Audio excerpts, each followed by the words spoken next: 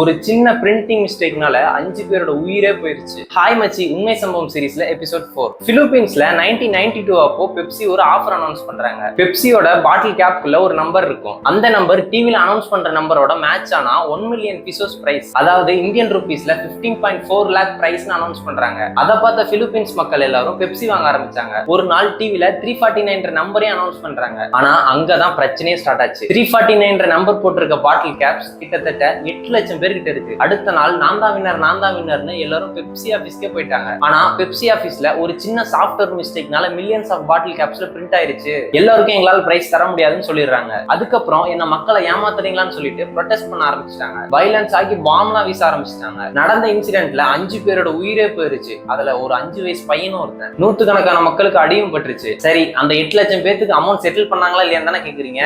கரெக்டான security code இருந்த 2 பாட்டில் caps மட்டும் தான் ஒரிஜினல் வின்னர்ஸ். மத்தவங்க எல்லாருக்கும் வெறும் 500 பீசோஸ் தான் செட்டில்மெண்ட் பண்ணாங்க. அதாவது இந்தியன் ருபீஸ்ல வெறும் 780 ருபீஸ். பட் இந்த செட்டில்மெண்ட்டை 4,86,170 பேர் மட்டும் தான் அக்செப்ட் பண்ணாங்க. மத்தவங்க எல்லாம் உன் காசே வேணாம்னு சொல்லிட்டு போயிட்டாங்க. சரி, நாளைக்கு ஒரு ஸ்டோரியோட வரேன். என்ன ஃபாலோ பண்ணிருமச்சு.